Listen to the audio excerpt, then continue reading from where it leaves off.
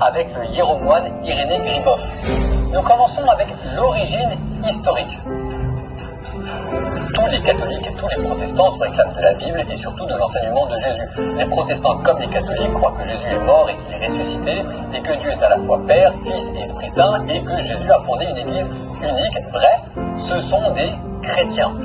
Mais formellement, le protestantisme en tant que tel n'est apparu qu'au XVIe siècle. La date symbolique que l'on donne souvent est 1517, la publication des 95 thèses par Luther à Wittenberg en Allemagne. Protestant signifie qui proteste, parce qu'au XVIe siècle, il y avait beaucoup d'abus dans l'Église catholique, et certains catholiques se sont mis à protester contre ces abus, au point de se séparer du pape. L'Église catholique, elle, a une origine beaucoup plus ancienne. La première mention formelle de ce terme remonte à 107 par Ignace, évêque d'Antioche. Dans une lettre, il mentionne le terme l'Église catholique, il parle de son clergé, des prêtres, des diacres, des évêques, il parle du vin qui est devenu le sang du Christ. Deuxième différence, la nature de l'Église. Les protestants croient dans une Église unique mais indivisible. Et en pratique, chacun peut fonder de manière indépendante sa propre Église, si bien qu'il existe des milliers et des milliers de différentes Églises protestantes. Chez les catholiques, au contraire, ce qui est premier, c'est la communion et l'unité des Églises entre elles. Au niveau régional, il y a un évêque qui garantit cette communion, et au niveau mondial, il y a un pape qui garantit l'unité des différentes Églises entre elles. Unité, mais aussi continuité. Les catholiques pensent être les successeurs de la toute première Église et de la toute première communauté chrétienne. Les protestants, au contraire, eux ne se réclament pas d'une communauté pour remonter jusqu'à Jésus, mais d'un livre, la Bible. D'où troisième différence, la Bible. Catholiques et protestants sont tous d'accord pour dire que dans la Bible sont contenues toutes les vérités nécessaires au salut. Mais pour les protestants, la Bible se suffit à elle-même. C'est même un de leurs dogmes, le sola scriptura. Pour les catholiques, au contraire, la Bible, le Nouveau Testament, est le témoignage d'une communauté et les rites, les coutumes, les écrits de cette communauté sont aussi importants pour bien comprendre la Bible. D'où des différences importantes. Par exemple, que faire quand un passage est complexe? Les protestants vont dire que chacun a le droit d'interpréter la Bible. Les catholiques vont dire que l'interprétation de la Bible, ultimement, appartient à la communauté qui peut exercer un rôle de magistère. La Bible catholique contient 73 livres, la Bible protestante 66. Au XVIe siècle, les protestants ont enlevé de la Bible les écrits grecs. Les catholiques, eux, les ont gardés en souvenir des premières communautés chrétiennes qui utilisaient la Bible grecque. Nouvelle différence, Marie. Pour les protestants, Marie, la mère de Jésus, est une pécheresse. Pour les catholiques, au contraire, Marie a été préservée du péché originel et elle est pleine de grâce. En règle générale, les catholiques vont interpréter dans un sens fort les paroles de la Bible qui se rapportent à Marie et les protestants dans un sens faible. Pour les catholiques, Marie est montée au ciel avec son corps, l'Assomption, et elle prie pour les vivants. Pour les protestants, au contraire, cela est refusé. Pour eux, la prière de Marie porte atteinte à la seigneurie du Christ, seul médiateur. Pour les catholiques, la prière de Marie incarne la prière de l'Église et ne porte pas atteinte à la seigneurie du Christ.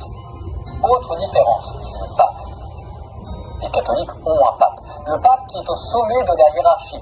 Il y a les diacres, les prêtres, les évêques et au sommet le pape. Les protestants, eux, ne pensent pas qu'il y ait une hiérarchie sacrée dans l'Église. Pour les catholiques, le premier pape était l'apôtre Pierre. Et ils pensent que la promesse que le Christ a faite à Pierre, « J'ai prié pour que ta foi ne défaille pas », vaut non seulement pour Pierre, mais aussi pour ses successeurs. Pour les catholiques, donc, lorsque le pape parle de manière solennelle au nom de l'Église, il ne peut pas se tromper. Les protestants, eux, pensent que la promesse faite à Pierre s'arrête à Pierre. Pour eux, personne n'est infaillible.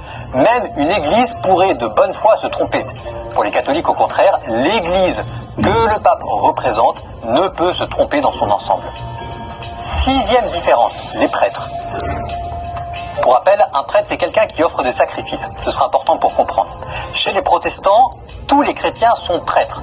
Comme le dit le livre de l'Apocalypse, il a fait de nous un royaume de prêtres. Donc, tous les chrétiens sont prêtres, c'est-à-dire capables d'offrir à Dieu des sacrifices qu'il accepte, des offrandes qui lui soient agréables. Chez les catholiques, c'est un peu plus compliqué. Oui, tous les chrétiens peuvent offrir des offrandes agréables à Dieu. Donc, en ce sens, tous les chrétiens sont prêtres, comme chez les protestants. Oui, mais en plus de cela, les catholiques disent qu'il y a certains rites qui ne peuvent être accomplis que par certaines personnes. C'était déjà le cas des apôtres au temps de Jésus. Et aujourd'hui encore, seules certaines personnes instituées peuvent par exemple présider la messe. Et ce sont elles qu'on appelle, dans un sens institutionnel, prêtres. Il y a donc chez les catholiques, en plus d'une prêtrise ouverte à tous, une prêtrise instituée. D'où, en parlant des prêtres, septième différence, le célibat.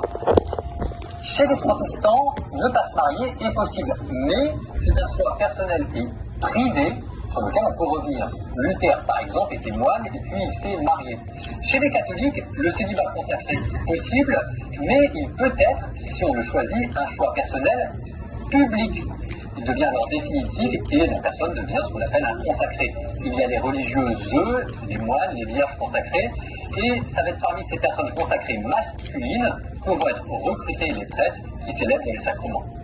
Chez les protestants, les pasteurs ne sont pas tenus au célibat.